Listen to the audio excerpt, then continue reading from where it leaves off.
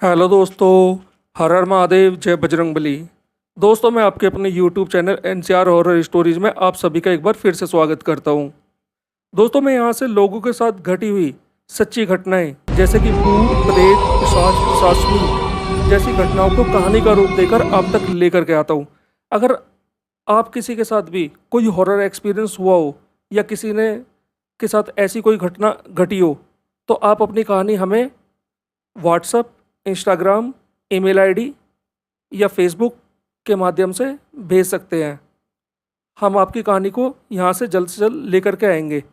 Details आपको description में मिल जाएंगी। तो दोस्तों, चलिए आज की कहानी को शुरू करते हैं। दोस्तों, आज की कहानी में मैं सबसे पहले आपको ना इसमें थोड़ा सा ना फैमिली के बारे में बता देता हूँ, उससे आसानी होगी। दोस्तों, एक एक परिवार होता है जिसमें 5 मेंबर होते हैं टोटल। एक पिता और माता और उनके 3 बच्चे, 2 बेटे, 1 बेटी। तो इनका जो बड़ा बेटा होता है राकेश, उसका नाम होता है। सारे बच्चे अभी पढ़ाई कर रहे हैं, जिसकी उम्र होती है लगभग 19-20 साल की। और जो उससे छोटा होता है मोहित, जिसकी उम्र होती है यही 17-18 के आसपास। और जो इनकी बेटी होती है, जो गुड़िया होती है, उसका नाम रश्मि होता है, जिसकी उम्र होती है 14-15 के आसपास। और जो पिताजी है उनका नाम अभिराज होता है। ये एक सरकारी जॉब है इनकी और काफ़ी अच्छी सैलरी भी है, काफ़ी ऊंची पोस्ट पे है मतलब। और जो इनकी वाइफ होती है कमला देवी, यानी कि राकेश और मोहित की जो मम्मी होती है कमला देवी, वो एक हाउस वाइफ ही होती है। तो आई थिंक आप समझ गए होंगे दोस्तों, ये कहानी राकेश के ऊपर है और जो कहानी हमें भेजी है वो मोहित ने भेजी है। दोस्तों, मैं आपको फिर से बता रहा हूँ, ये कहानी जो है राकेश के ऊपर कहानी है और हमें जो कहानी भेजी है राकेश के छोटे भाई मोहित ने हमें ये कहानी भेजी है। तो दोस्तों, ये कहानी झारखंड की है, ये झारखंड के रहने वाले हैं। दोस्तों, होता क्या है, जो इनकी मम्मी होती है कमला देवी जो होती है, वो ना अचानक से उनके सर में दर्द होता है। सर में दर्द होता है तो नॉर्मल होता है भाई, सबके में हो जाता है, तो नॉर्मल दवाई वगैरह ले लेती है मेडिकल स्टोर से, जैसे भी ला के दे देता है इनका बेटा। वो ठीक हो जाती है, कुछ नहीं, नॉर्मल चलता रहता है ऐसे ही। फिर आए दिन ना ये बीमार रहने लगती है, इनकी तबीयत खराब होने लगती है और बीमार रहती है। वही मेडिकल स्टोर से दवाई ले ली और ठीक हो गई, फिर बीमार हो गई, फिर दवाई ले ली, फिर ठीक हो गई। मतलब यही चलते चलते ऐसे ही जो है 5-6 महीने निकल जाते हैं। एक दिन अचानक से इनकी जो है तबीयत बहुत ज़्यादा ख़राब हो जाती है और बच्चे सब स्कूल गए हुए थे और राकेश कॉलेज में पहुंचा था उस वक्त। और ये दोनों एक ही स्कूल में पढ़ते थे, मोहित और रश्मि जो गुड़िया है। तो जब ये बच्चे घर पे आते हैं और आकर के देखते हैं कि मम्मी की तबीयत बहुत ख़राब हो जाती है, इनकी मम्मी की तबीयत होती है बहुत ख़राब। तो वो फटाफट से जो है, जो पिता होते हैं वो अपनी जॉब पे होते हैं, अपने अपने भाई को फ़ोन करते हैं राकेश को। और राकेश जो है ना, मतलब उसको अपनी माँ से बहुत लगाव होता है यार, सबको होता है, ऐसा नहीं है। अपनी माँ बाप से सभी बहुत प्यार करते हैं। राकेश जो है ना, अपनी माँ से मतलब कुछ ज़्यादा ही अटैच होता है, मतलब ज़्यादा ही लगाव होता है।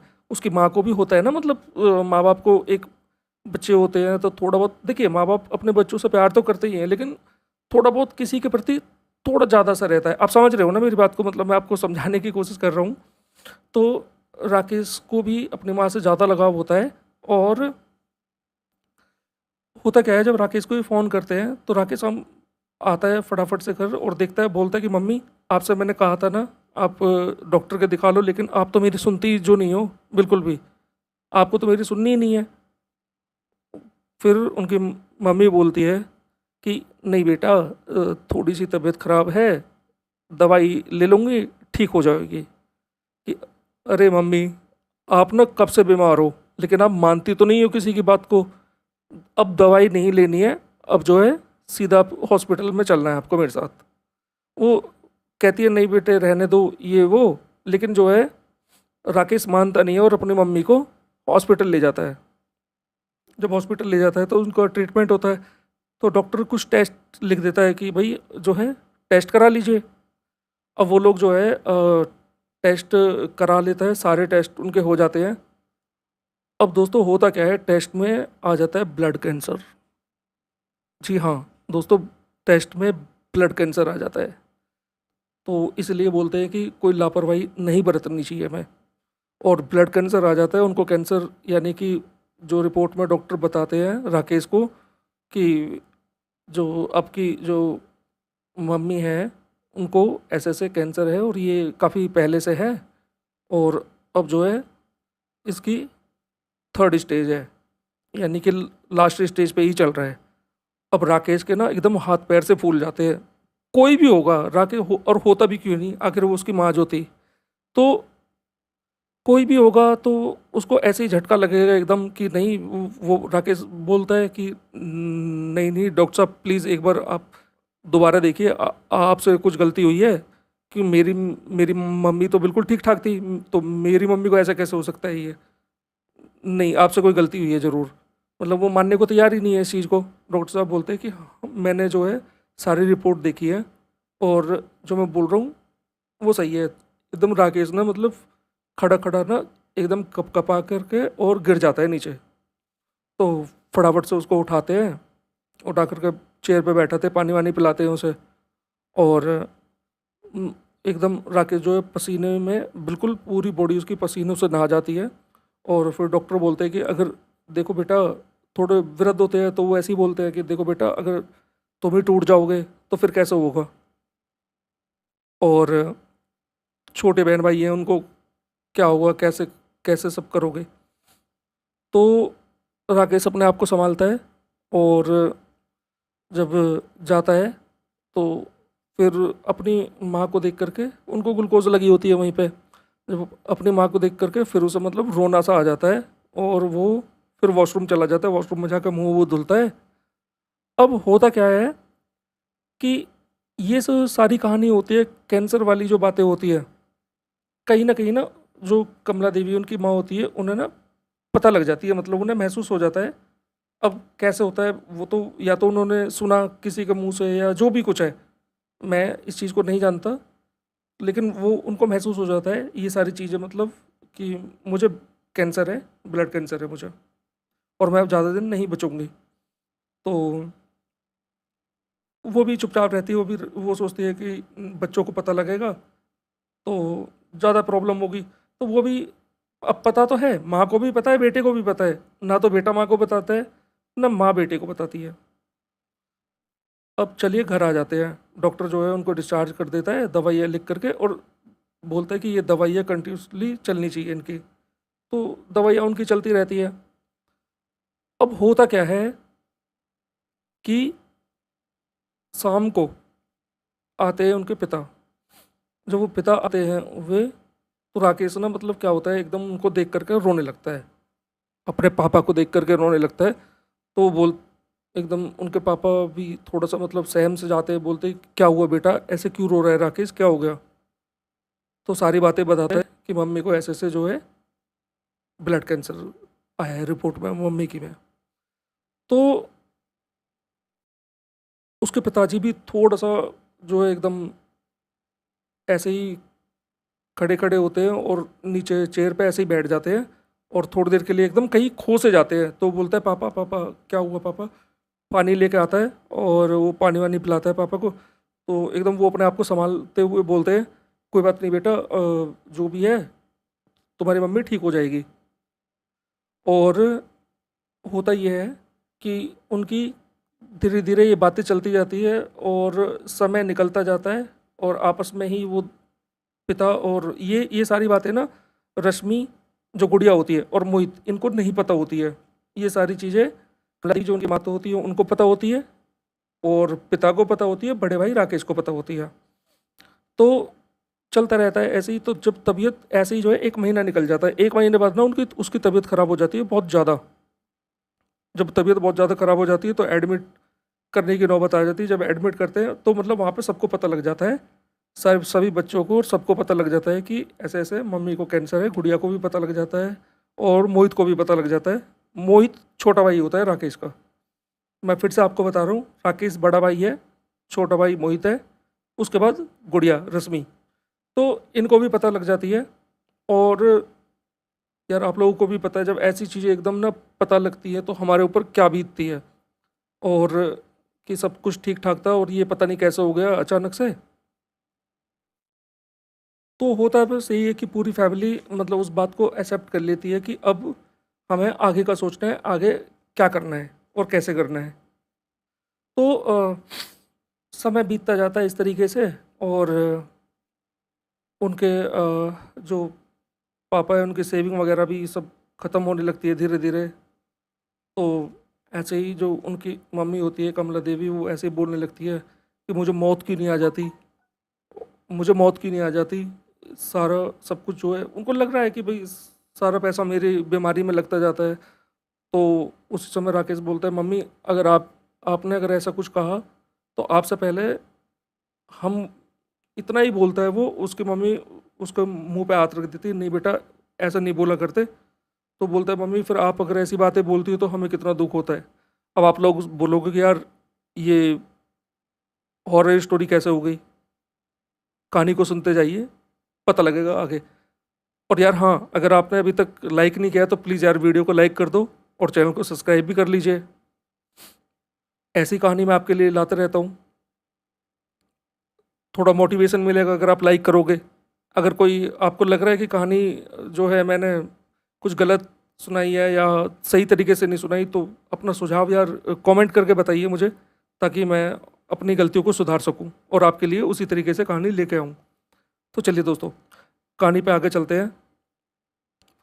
आगे होता यह है कि कुछ महीने बाद ही कमला देवी की मौत हो जाती है। जब कमला देवी की मौत हो जाती है तो राकेश जो होता है ना, बड़ा बेटा, वो मतलब इस बात को सहन नहीं कर पाता।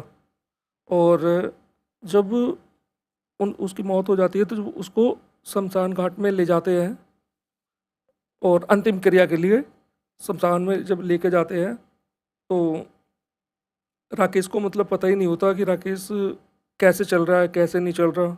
मतलब उसको तो बस यही लगता है कि कैसे भी मेरी माँ जो है ठीक हो जाए।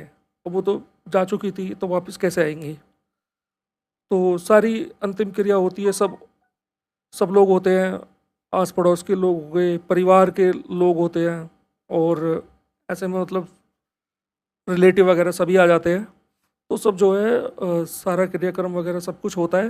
होने के बाद सब वहाँ से चले जाते हैं, लेकिन राकेश जो है, राकेश अपनी जो मम्मी थी, अपनी मम्मी की जो चिता थी उसके सामने ही वहीं बैठा रहता है। राकेश नहीं जाता। तो सब लोग, कुछ लोग बोलते भी हैं कि भाई चलो यहाँ से।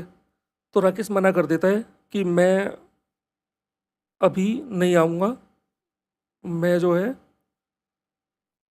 अपनी माँ के पास ही रहूँगा। काफ़ी लोग उसे समझाते हैं लेकिन वो नहीं समझता है। और अपनी वही ना, माँ के प्यार में मतलब इतना वो हो जाता है कि सबके समझाने से भी वो सिर्फ एक ही बात बोलता है कि मैं अभी यहीं रुकूंगा। तो सब लोग बोल देते हैं कि चल ठीक है, कोई बात नहीं, माँ से ज़्यादा प्यार है, अपनी से ज़्यादा लगाव है, तो कुछ देर रुकेगा, आ जाएगा फिर। तो सब लोग चले जाते हैं। जब सब लोग अपने घर पहुंच जाते हैं और शाम हो जाती है, शाम के टाइम अंधेरा हो जाता है, तो जब सब देखते हैं कि राकेश तो है ही नहीं यहाँ पे।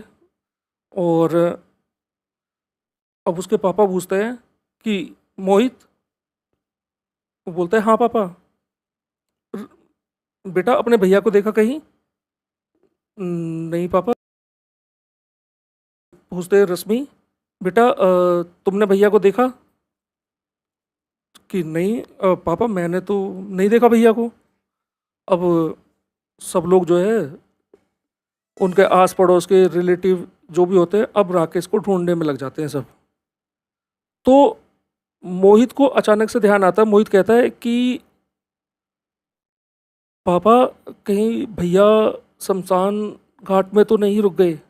वो वहीं थे, आ नहीं रहे थे वहाँ से। तो क्या होता है फिर, कुछ लोग साथ में मिल करके शमशान घाट पहुंचते हैं तो देखते क्या है कि राकेश वहाँ पे बेहोश हुआ पड़ा है। राकेश एक साइड मतलब वहाँ पे बेहोश हो रखा है राकेश। तो सब उसे उठाते हैं, पानी वानी डालते हैं, लेकिन वो उठ नहीं पाता, तो वो उसे लेकर के घर आ जाते हैं। तो जब राकेश को घर लेकर के आ जाते हैं और देखते हैं कि राकेश को बुखार चढ़ा हुआ है बहुत ज़्यादा, तो डॉक्टर वॉक्टर को बुलाते हैं, दवाई वाई देता है डॉक्टर, इंजेक्शन वगैरह लगाता है। और जो है राकेश की जब आँख खुलती है तो वो अपने घर में होता है। तो राकेश से पूछते हैं सब कि भाई तू कहाँ था और तू वहाँ पे क्यों रुका इतनी देर तक, कैसे? तो राकेश ना मतलब घबरा सा रहा था कुछ। और राकेश क्या बताता है कि मैंने वहाँ पे मम्मी को देखा।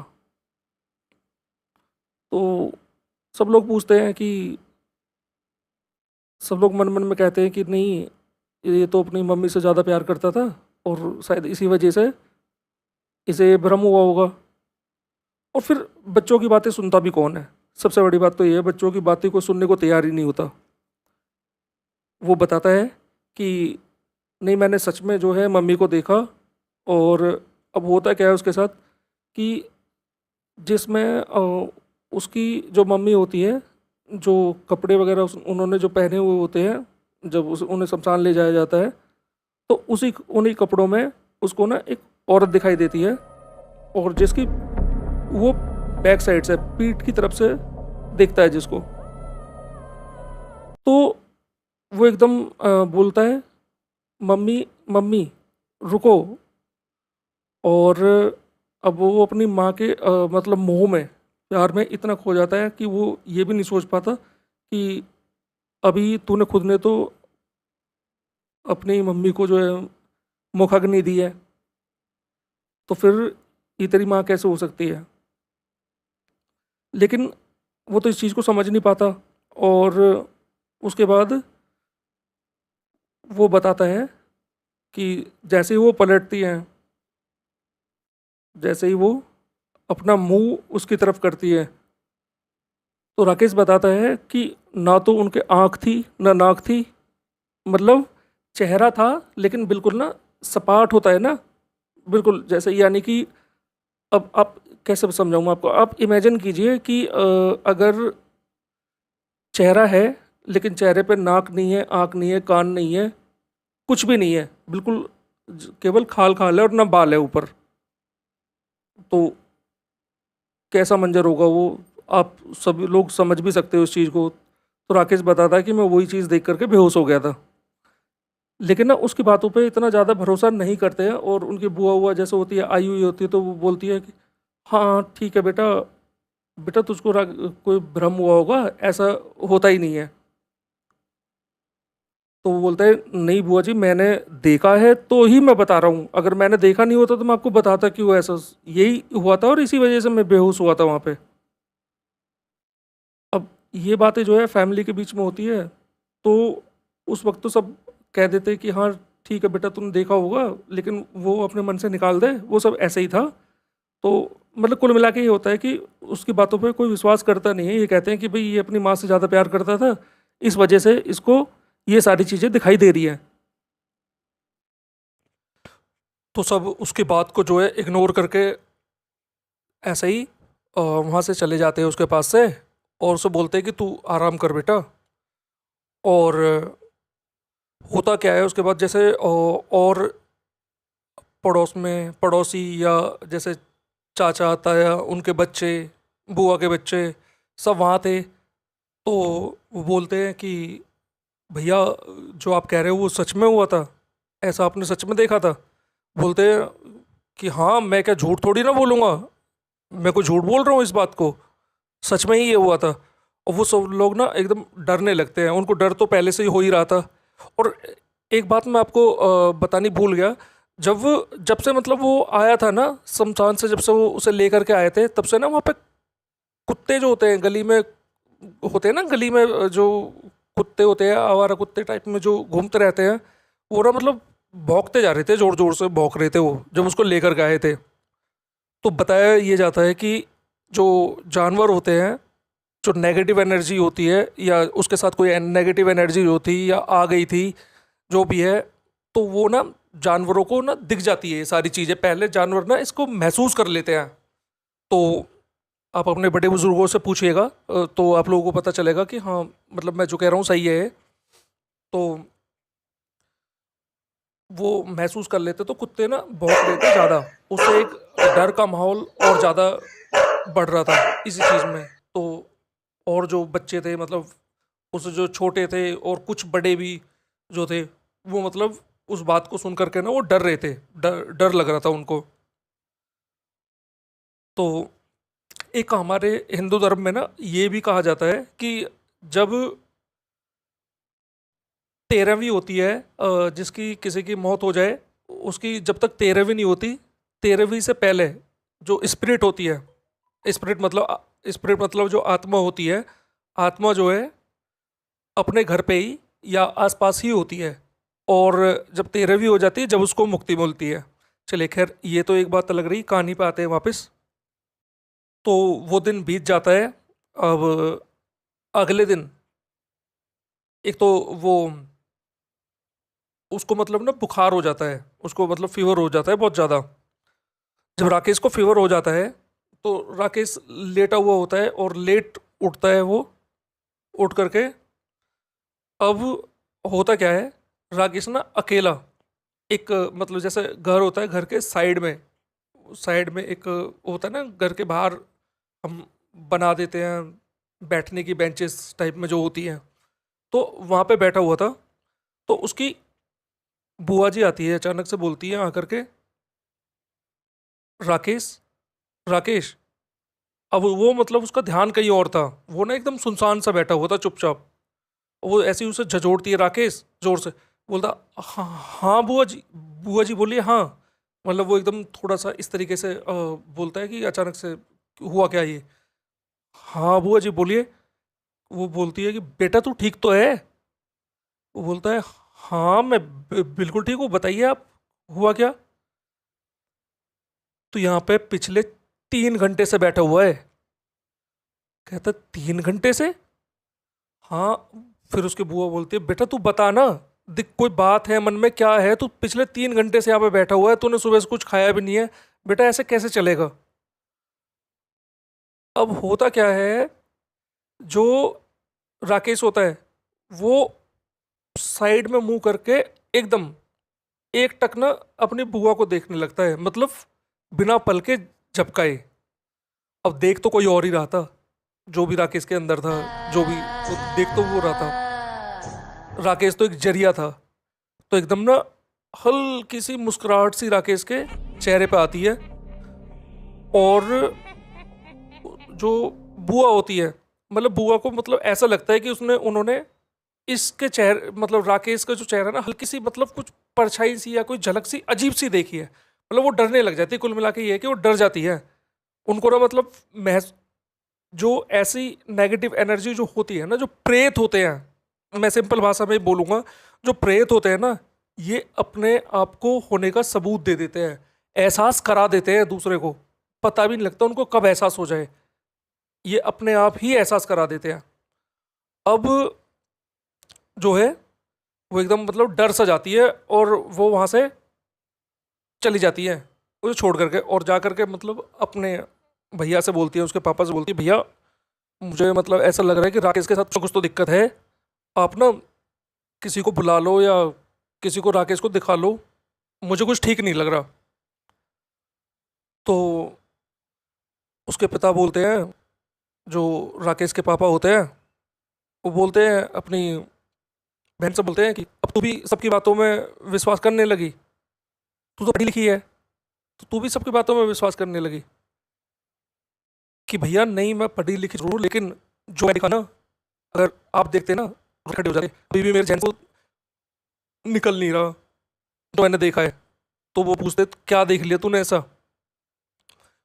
तो वो बोलती है कि भैया मैंने ना मुझे लगा राकेश से मैं बात कर रही थी, तो राकेश के चेहरे में मुझे ऐसा लगा कि कोई और चेहरा है। तो वो बोलते, तूने देखा ये? तो वो थोड़ा कंफ्यूज सी रहती है। कि अब मैं कैसे बोलूँ कि मैंने पक्का देखा हाँ भी और ना भी। तो वो कहते हैं उसके पापा कि लग रहा है ना तुझे भी जो है ना, तेरा भी दिमाग खराब हो रहा है सबकी बातों में सुन सुन के, हाँ भी बोल रही है ना भी बोल रही है, बोल रही है मुझे मैंने देखा भी और नहीं भी देखा। तो वो बातें वहाँ पे वो सोचते हैं कि हो सकता है कि मैं मतलब मैं ही कुछ ज़्यादा सोच रही हूँ या मेरा ये भ्रम था। तो जैसे क्या होता है ना, आस पड़ोस में जो आस पड़ोस की औरतें होती हैं तो वो सब आने लगती है, धीरे धीरे सब आती है। तो ना वो जब उसको देखती है ना, राकेश को, राकेश बैठा होता है वहाँ पे, तो राकेश को देख करके ना मतलब उन्हें भी अजीब अजीब सा फील होने लगता है अपने आप ही। क्योंकि राकेश ना सबको ना घूर घूर के देख रहा है। अब देखना जो राकेश है, अब देख तो कोई और रहा है जो राकेश के अंदर है, जो, तो वो ना मतलब घूर घूर के सबको देख रहा है। और जो और औरतें होती हैं जो आने वाली होती है, मतलब उनको भी किसी किसी को उससे, राकेश से मतलब भय सा महसूस हो रहा है, डर, यानी कि मतलब डर सा महसूस हो रहा है। तो वो भी आकर के बोलती हैं कि ऐसा है, राकेश को थोड़ा ना कहीं किसी को दिखा लो, ये हमें लग नहीं रहा बच्चा ठीक है। तो एक दो बुजुर्ग औरतें होती हैं, बुजुर्ग औरतें जब बोलती हैं तो बुआ जी बोलती है उसकी कि मैंने बोला था भैया से लेकिन मेरी तो कोई सुनता ही नहीं है ना। तो कुछ गांव की जो बड़ी बुजुर्ग होती है वो बोलती है राकेश के पिता से, बेटा जो है, बेटा एक काम कर, राकेश को जो है दिखा ले कहीं, किसी पंडित से या किसी से भी थोड़ी राय ले ले बेटा, कहीं ऐसा ना हो। तो उसके जो पिता होते हैं वो मतलब सबकी बातें सुन करके, उनके ना गांव में, गांव के ही पंडित होते हैं, जाने माने पंडित होते हैं उनके गांव के ही, जो कि मतलब पाठ पूजा भी वही कराते, सारी अंतिम क्रिया भी उन्होंने ही कराई थी। तो वो ना उनको फ़ोन करते हैं और बोलते हैं कि पंडित जी से ऐसे ऐसे बात है और राकेश को कुछ हो रहा है और सब कह रहे, तो एक बार ना आप आकर राकेश को देख लो। तो वो पंडित बोलते हैं कि ठीक है, मैं आ जाऊंगा एक डेढ़ घंटे में और मैं आकर के देख लूंगा। तो अब सब थोड़ा संतुष्ट सा हो जाते हैं कि भाई पंडित जी आएंगे देख लेंगे, कोई दिक्कत नहीं है। अब वो शाम हो जाती है, शाम होने के बाद अब पंडित जी आ जाते हैं, पंडित जी आते हैं, पंडित जी आकर के पूछते हैं कि भाई कहाँ है राकेश, राकेश को देखना था, कहाँ है राकेश। अब राकेश को देखते हैं, राकेश कहीं है ही नहीं, कहीं जो है राकेश को चारों तरफ ढूंढ लिया। तो बोलते हैं कहीं ऐसा तो नहीं है राकेश दोबारा शमशान चला गया हो। तो वो फटाफट से जो है, मोहित होता है जो छोटा भाई उसका, वो, और एक उनकी बुआ का लड़का होता है या कोई आस पड़ोस का जो भी कोई होता है, उसका कजन जो होता है, वो ना मोटरसाइकिल उठाते हैं, बाइक उठा करके शमशान में देख करके आते हैं वो, तो वहाँ भी नहीं मिलता वो। सब लोग परेशान हैं कि भाई ये गया कहाँ लड़का। और ये ऐसे ही कर रहा है 2-3 दिन से, लगातार जाता है और अपने आप ही वापस आ जाता है, लेट सेट कब आता है, कितने बजे आता है, कोई टाइम टेबल नहीं है इसको।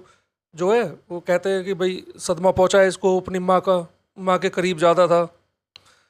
तो उसके बाद एकदम अचानक से होता क्या है, कुछ दूरी पर, जैसे मैं कैसे बताऊँ आपको, गांव का कोई बीच का हिस्सा होता है, जैसे हम चौपाल वगैरह बोल देते हैं, है ना, हम बोलते हैं चौपाल होती है गांव में, या कोई भी मतलब एक जो ग्राम सभा की जो जगह होती है, तो जैसे जहाँ पे पंचायत वगैरह होती है, पंचायत घर कह सकते हैं एक बार को हम उसे। तो उस तरफ से ना किसी औरत की चीखने की आवाज़ आती है बहुत ज़ोर से। जब चीखने की आवाज़ आती है तो सब दौड़े दौड़े जाते हैं और सब देखते हैं, क्योंकि उनके घर के सामने ही थी वो जगह। सब दौड़े दौड़े जाते हैं और जा करके जब देखते हैं ना, तो देख करके सबकी ना एकदम ना होश गुम हो जाते हैं, सबके सिट्टी बिट्टी गुल हो जाती है बिल्कुल। वो ऐसा खतरनाक मंजर देख करके, और वो होता क्या है वहाँ पे, जो राकेश होता है, राकेश ने हाथ में पत्थर ले रखा है और खून लगा हुआ है पत्थर पे, और वहाँ पे कुत्ते मरे पड़े हैं, यानी कि वो 3 कुत्तों को मार चुका था और चौथे में पत्थर मारने लग रहा था, दबा के मारे जा रहा है, मारे जा रहा है, मारे जा रहा है। और मुंह से बोल रहा है कि मुझे देख के भौंकेगा, भौंक, मुझे देख के भौंकेगा, मुझे देख के भौंक, मुझे देख के। वो ऐसे बोले जा रहा है, उसे मारे जा रहा है, मारे जा रहा है। अब ऐसा खतरनाक मंजर देख करके के भी ना हाथ पैर फूल जाते हैं। पंडित जी भी मतलब 2 कदम दूर हो जाते हैं उससे। 2 कदम ही क्या, मतलब जो है, ये तो खैर कहने वाली बात होती है, 2 कदम तो ये कहने वाली बात होती है, मतलब बहुत दूर हो जाते हैं उससे। मतलब पंडित जी भी डर जाते हैं। तो उसके पापा बोलते हैं कि राकेश, ये क्या कर रहा है तू? तो वो फिर नहीं सुनता नहीं है। फिर से बोलते हैं, राकेश क्या कर रहा है तू? एकदम वो पीछे मुड़ के बोलता है कि क्या कर रहा हूं मैं? दिखाई नहीं दे रहा क्या कर रहा हूं मैं? अब उसके पापा बोलते हैं, इसने आज से पहले तो ऐसे बात नहीं करी मेरे से, ये ऐसे कैसे बात कर रहा है, और इसकी आवाज़ भी बदली बदली सी लग रही है। राकेश बोलता, अरे तुझे दिखाई नहीं दे रहा क्या कर रहा हूं मैं? तू अपने काम से काम रख, और ज़्यादा ना बीच में मत आ, अपने मतलब से मतलब रख। अब जो है, अब वो इस तरीके से देखते हैं तो घबरा करके वहाँ से वो चले जाते हैं सभी लोग। मतलब डर जाते हैं, कुल मिला के कहने की बात यह है कि वो डर जाते हैं। और जब वो जाने लगते तो राकेश बोलता है पीछे से कि जीते जी तो तूने मेरी माँ से प्यार किया नहीं, कम से कम मैं अपनी माँ से वो कर रहा हूँ, तो तुझे दिक्कत हो रही है इस चीज़ के लिए?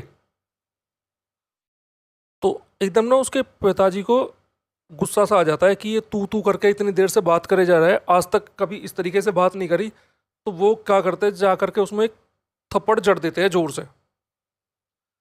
और वो जब थप्पड़ उसमें जड़ देते हैं, एकदम वो ना मतलब बहुत भयानक सा रूप, उसका चेहरा ना एकदम भयानक सा चेहरा हो जाता है उसका, जैसे लाल हो गया, लाल सुर्ख कोई चीज़ हो जाती है ना, लाल, उसकी आंखों में खून सा उतर जाता है। और कहता है कि सुन, मैं तेरा बेटा नहीं हूँ जो थप्पड़ मार रहा है, मैं राकेश नहीं हूँ। अब पंडित जी भी ये सारी बातें सुन रहे होते हैं। पंडित जी कहते हैं कि अरे कौन है तू बताता, बता जरा तू कौन है, और क्यों है इस पे, कौन है तू, बताता क्यों नहीं है? तो कहता है कि आजा पंडित, आ मैं तुझे बताऊंगा, आजा। और वो इतना कहता है, अपना भैया पंडित जी अपनी धोती उठाते हैं और भाग लेते हैं वहां से जोर से। जब भाग लेते हैं सब, तो अब राकेश के पिता थे आखिर, वो क्या करते, उसको लगता तो उनको पता था कि भाई इसके अंदर कुछ और है, वो सबको पता ही था, लेकिन अकेला कैसे छोड़ दे, और ऐसे में अकेला छोड़ना भी नहीं चाहिए। वो जैसे तैसे करके उसे घर पे ले आते हैं, मतलब और लड़कों को बुला लेते हैं, अपने भतीजे वगैरह जो होते हैं उनको बुला लेते हैं, सब उसको घर ले जाते हैं। घर ले जाने के बाद अब थोड़ा समय बीतता है, सारी ये बातें ना धीरे धीरे फैल जाती है। तो गांव में कोई कुछ बोलता है, कोई कुछ बोलता है कि भाई ये कर लो, वो कर लो, फलाने को बुला लो, ढिमके को बुला लो। क्योंकि गांव देहात में सब ज़्यादातर ना ऐसी चीज़ों को ना उनको होता है कि भाई तमाशा तो मिल ही रहा है देखने के लिए, तमाशा तो देख लें। ज़्यादा से ज़्यादा भीड़ हो जाती है, भीड़ लग जाती है वहाँ पे। अब जब भीड़ लगने लगती है, तो उसके पिता बोलते हैं कि यहाँ कोई तमाशा चल रहा है, जो सब लोग जो है आकर के झांक झांक के देख रहे हो। तो वहाँ से कुछ लोग जो है चले जाते हैं, क्योंकि ऐसे में ना बताए ना, तमाशा देखने वाले बहुत लोग होते हैं ऐसे में। ये नहीं सोचते कि उन पे दुख का पहाड़ टूट पड़ा है उनके ऊपर, अभी तो उनके घर में मौत हुई है, और ऊपर से उनका बेटा ऐसी हरकतें कर रहा है, या उसको किसी प्रेत ने पकड़ लिया, जो भी है। तो सिंपैथी तो दूर की बात, और तुम लोग जो है तमाशा और देख रहे हो, और मजाक और बना रहे हो, एक दूसरे को बता और रहे हो कि भाई उस पर प्रेत आ गया, उस पर भूत आ गए। कोई कह रहा है कि वो ड्रामे कर रहा है, कोई कुछ कह रहा है, कोई कुछ कह रहा है। अरे यार, तुम अपने काम से काम रखो, अपने मतलब से मतलब रखो। जब ऐसे ये अपनी झलक दिखाएगा ना, तो सब कुछ भूल जाओगे फिर उस वक्त। तो अपने काम से काम रखना चाहिए, दूसरे के उसमें। और ऐसे में तो बिल्कुल भी, भैया वो प्रेत है, उनकी दुनिया अलग है, हमारी दुनिया अलग है। हमें उसमें कभी भी इंटरफेयर करना ही नहीं चाहिए उनके उसमें, भूल करके भी। और फिर करोगे तो फिर भुगतोगे। देख लो करके एक बार। माफ़ी चाहता हूँ, थोड़ा सा कहानी से हट के चला गया, दोबारा कहानी पे आ जाता हूँ। तो अब वो पंडित जी बोलते हैं कि भाई ये तो मेरे बस की बात है नहीं। तो कहते कि अब इसका क्या सॉल्यूशन है, क्या करें। अब जब पंडित जी मना कर देते हैं तो पंडित जी बताते हैं कि ऐसे ऐसे वो भगत है, भगत जी है वहाँ पे, और उनको बुलाना पड़ेगा पड़ोस वाले गांव से। अब वही ऐसा ही करते हैं, उन भगत जी को बुला के लाते हैं। और जब भगत जी को बुला के लाते हैं तो भगत जी जब देखता है ना उसको, तो भगत जी देख करके ना एकदम मतलब हैरान सा हो जाता है। और फिर भगत जी बोलते हैं उससे, अपना कुछ पढ़ते हैं मन में जो भी है। तो वो ना एकदम, राकेश एकदम ना उग्र हो जाता है बहुत ज़्यादा, और एकदम जोर से ना चिल्ला के पड़ता है उस पर कि ए भगत, चला जा यहाँ से, वरना तुझे ना तेरे बालाजी भी नहीं बचा पाएंगे। अब वो भगत हंस के बोलता है कि अच्छा, अरे मेरे बालाजी तो बहुत दूर की बात है, पहले तू मुझे ही टच करके दिखा दे। तो बात, क्योंकि वो हनुमान के भगत थे, और तो हनुमान जी के भगत और प्रेत तो खैर क्या ही बिगाड़ेगा उनका। तो वो कहते हैं कौन है तू। तो जो भी अपना नाम बताता है कि मैं फलाना हूँ, ऐसे हूँ। तो अब आती है असली कहानी, हुआ क्या था। तो राकेश ने क्या करा, राकेश जो है वहाँ पे जब सब लोग चले गए थे तो राकेश अपनी मतलब मम्मी के गम में मतलब इतना डूब गया था कि एक्सेप्ट ही नहीं कर पा रहा था उसकी मम्मी जो है, और मतलब उसकी मम्मी जा चुकी है, उसे छोड़ कर गए। तो वो क्या करता है, वो शराब मंगाता है और मतलब लेकर के, और वहीं पे बैठ के वहीं पीने लगता है, और वहीं पीता रहे, वहीं शमशान घाट में वहीं। अब ये सारी चीज़ें जो प्रेत प्रेत या जो भी कोई चीज़ें होती है ना, तो ये इन चीज़ों से मतलब बहुत ज़्यादा अट्रैक्टिव होती है। तो शराब पीने लगता है वो शराब की वजह से। तो वो मतलब जो प्रेत उसके अंदर जो होता नहीं है, होते हैं, मतलब वो बताते हैं कि इसके अंदर जो है एक नहीं है, काफ़ी सारे हैं। मैं बस इसे जो है थोड़ी देर के लिए रोक सकता हूँ। तो जाना तो बालाजी ही पड़ेगा, मेहंदीपुर बालाजी जाना पड़ेगा।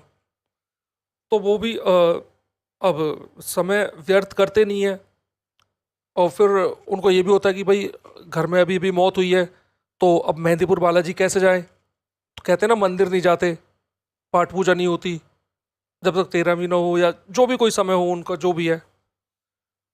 तो वो कहते हैं कि नहीं, इससे कुछ नहीं होगा, बच्चे की अगर जान बचानी है ना, तो लेके तो वहीं जाना पड़ेगा। क्योंकि मैं अगर एक होता तो मैं निवारण इसका कर भी देता, लेकिन यहाँ पे इतने सारे हैं तो मैं इसका कैसे वो करूँगा। अब तो बालाजी ही बचा सकते हैं। बस मैं यही है कि मैं रोक सकता हूँ बस खाली, और मैं ये इतनी मदद कर सकता हूँ कि मैं वहाँ पे लेके जा सकता हूँ। तो वो बोलता है कि आप मत जाइए, और किसी और को लेके चले जाएंगे। तो उसके वो जो चाचा जी होते हैं राकेश के, वो बोलते हैं कि मैं चलूँगा। और भी लोग, भाई ऐसा समय होता है तो रिलेटिव वगैरह जो होते हैं सामने आ ही जाते हैं मदद के लिए सब। तो सारी कहानी तो पता लगी जाती है कि शराब वगैरह पीने लगा था, वहाँ पे बैठ के ये सब कर रहा था, और उल्टी सीधी हरकतें कर रहा था, क्योंकि बुलावा तो उसने खुद ही दिया था। तो होता बस यही है अंत में कि उसे मेहंदीपुर बालाजी लेके जाते हैं, और मेहंदीपुर बालाजी ले जाते हैं। मेहंदीपुर बालाजी जा कर के जो है वहाँ पे जो भगत जी जो होते हैं उनके भी गुरु होते हैं वहाँ पे जो। तो जब वहाँ पे जाके, वहाँ तो अच्छे अच्छे प्रेतों की होती है, तो वो उसको उतारा करते हैं। उसका उतारा करने के बाद वो थोड़ा सा ठीक हो जाता है, और फिर वो बोलते हैं कि अब ये ठीक है, और इसको ले जाओ। तो जब भी वो थोड़ा सुनसान सा ही रहता है, और जैसे जब भी 13वीं हो जाए और उसके बाद हवन ववन होने के बाद जो है ना, फिर इसकी 6 पेशी और लगेंगी और इसे लेकर के आना होगा, जब ये पूरी तरीके से ठीक होगा। तो दोस्तों मैं तो यही बोलूँगा, भले ही ये कहानी ज़्यादा डरावनी ना हो, लेकिन सच्ची घटना है। और ये मोहित ने हमें बताई थी, इनके जो छोटे भाई हैं। और मेरी इनकी बुआ से भी बात हुई थी, इनकी बुआ जी ने और मोहित ने, ये दोनों, इन दोनों ने हमें एक कहानी बताई थी। तो आप लोग भी मेरी ये कहानी सुन रहे होगे, तो आशा करता हूँ कि कहानी मैंने बिल्कुल सही सुनाई होगी।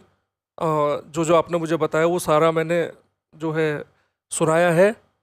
तो दोस्तों कहानी यहीं पे ख़त्म होती है। मिलते हैं अगली कहानी में। आप सुन रहे थे अर्जुन सिंह को। हर हर महादेव, जय बजरंगबली। दोस्तों चैनल को सब्सक्राइब जरूर करें, वीडियो को शेयर करें और कमेंट करके बताएं कहानी आपको कैसी लगी है।